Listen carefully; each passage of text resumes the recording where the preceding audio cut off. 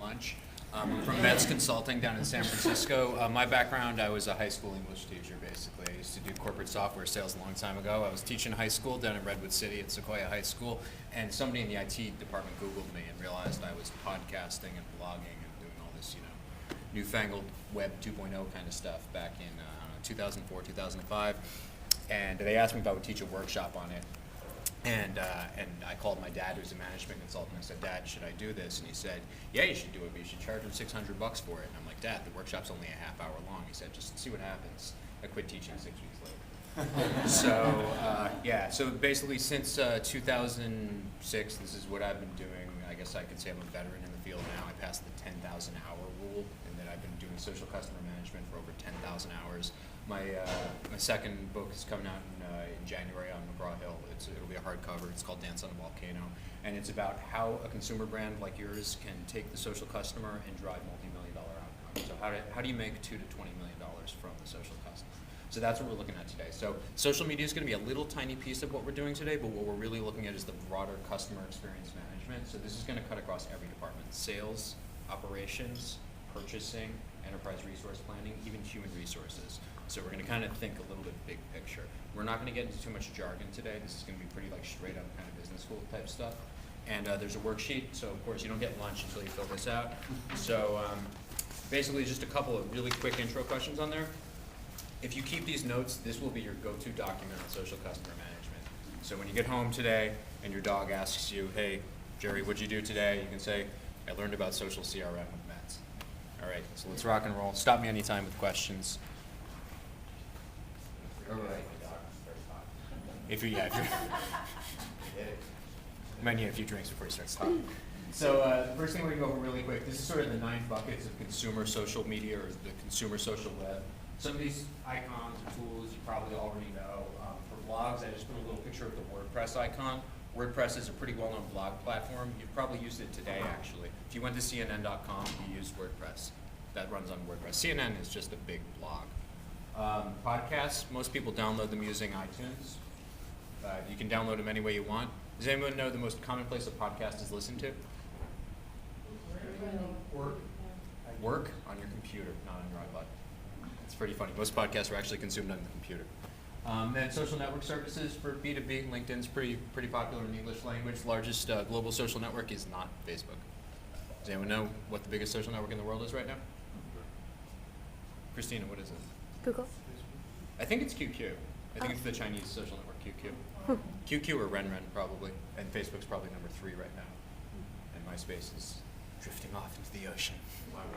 And then as far as microblogs, a lot of people cite Twitter as a popular microblog. There's not that many people on Twitter. There's 24 million people on Twitter. Facebook has that same functionality in the English language. As far as video, I guess we're getting about 12 hours worth of videos being uploaded to YouTube every second right now. Discussion forums have been around since way back in the day, since the ARPANET, when the military was using the internet back in the 60s, and they're still around. Online reviews and ratings in your industry, TripAdvisor is a pretty important partner for everyone in hospitality. Yelp's doing pretty good. They just released some new products this week that are pretty exciting. And widgets, those are those little things that look like a deck of cards, and you see them all over the internet. Sometimes they look like ads, but they're actually little applications. And you can certainly book hotel rooms on them, even on Facebook. Questions about the 9 buckets, what we're seeing consumers using right now. This is all stuff I would say is mainstream. 78% of the US population is using this stuff every week.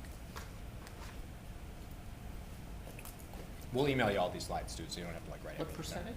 down. Mainstream across all age groups, 78%.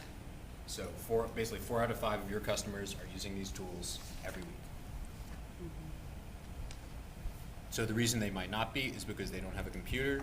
They may be pre-literate, perhaps, so the segment of your customer base that's under the age of 5. The segment of the population that's going to be, hey, I saw some kids at the property. They seem to be having a really nice time. And then anybody who's possibly over the age of 80 might not be using these tools quite as much, but the highest growth in this segment, women age 55 to 65. That's my mom, who is on Facebook 10 times a day. Adam, did you read this? Adam, did you? I'm like, Mom, I'm at So who is the social customer? Ta-dum. So I always think of the pre-social customer as a woman sitting on her back porch in 1975, reading a magazine, drinking an iced tea. The social customer is Christina, hanging out downtown Berkeley on her, what kind of phone? I'm sorry? What kind of phone do you use now? A Samsung. Samsung, it's like an Android phone, kind of? Yeah, sure. Okay.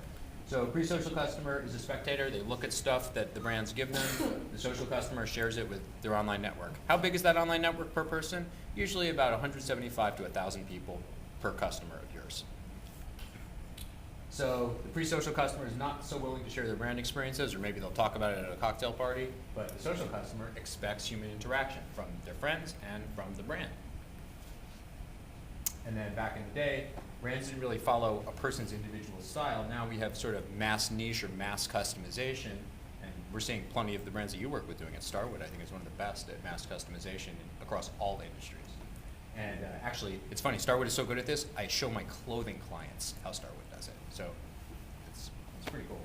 And then today's social customer is focused on their personal reputation and their level of what they call social capital. Some people call social capital woofy, W-H-U-F-F-I-E. It's like how much you're worth sort of in social ranking. There's a book called The Woofy Factor if you're into that. And then the pre-social customer kind of decides to buy the Toyota or the Volkswagen or the Hilton hotel room based on the brand's own messaging. Kind of makes me think of the show Mad Men. Anyone watch Mad Men? When you see those, remember when Don was talking to Hilton, Connie? That's kind of reminds me of that in our industry. And then social customers thinking, okay, well, what have my friends done? And so when I signed up for TripAdvisor's Trip Friends the other day, I integrated it with Facebook, and I went and posted, I'm staying with the Joie de Vivre Hotel in Venice this weekend. I said, hey guys, where's there a good driving range near Venice? And lo and behold, I got 3 answers in 10 minutes. And so then pre-social customers is disconnected. They can't share stuff quickly. The mobile customer can reach 1,000 people in 1 second from their cell phone. So these are kind of the big key differences. So here's the long, long definition of social customer relationship management. What is it? And this is defined by the guy who wrote the book. In fact, he's so good he wrote the book 4 times. If anyone here's a big Yankees fan, send him some Yankees stuff and you'll get a free copy of that book. He hates the Red Sox. Don't send any Boston stuff his way. Paul's kind of like my mentor. We're on the same publisher now. So this is, and if you're wondering why this definition is so long, this is what happens when you put up a wiki to let people like collaboratively write a definition of something. Don't ever do this to write a definition. You end up with something like this. It definitely like makes sense, but you really gotta like, all right, slow down. We process this thing. So it's a philosophy and strategy supported by some software that basically has some rules and workflows to it, and it goes around people's social characteristics. And so the whole idea is it's supposed to engage the customer and get them to do something for you while you're doing something for them. So the pink part's the important part. It's the company's response to the customer's ownership of the conversation. Because whether you like it or not, the customer owns the conversation about your brand. You don't own it anymore. That's just rules of the game, table stakes. So I read this, I was like, I'm not gonna be able to get anyone to memorize this, so I wrote a short definition. So here's the short definition of social CRM. This one you can write down, this is easier. So it's strategy to make conversations. That's sort of the social media part, making the conversations that bring you money. But there's this whole concept of reciprocal value here. It's bringing your brand money, but it's making your customers happy. So it is making the customer the subject of an amazing experience, as opposed to 30 years ago making the customer the object of a successful sale. So again, this key difference is making the customer the subject of an amazing experience, soup to nuts, from the moment you check in till when you come home 3 weeks later and you receive your reward points, instead of the object of a successful sale. So this is like, if there's one slide you take away, this is the one.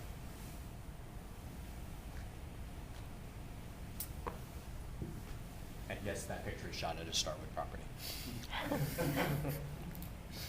Okay, so social media marketing, because this has been the rage since like 2006, and I was at a dinner in San Francisco last night where one of the guys from Edelman, big Six PR firm, was talking about all the cool work that they did with Intel, and they did plenty of social media marketing, and it was very successful. And so that consists of engaging with the customer to have conversations on the social web. And the social web doesn't necessarily mean on a computer. This could be on a mobile device. This could be on, I saw an iPad right there. Yeah, there's gonna be more of those than these in 12 months. And there's gonna be more of those than desktop computers in 18 months. So tablets are no joke. This is very, very serious business. You're gonna, next time you walk into Nordstrom's maybe this Christmas or Macy's, you're gonna see a lot of those.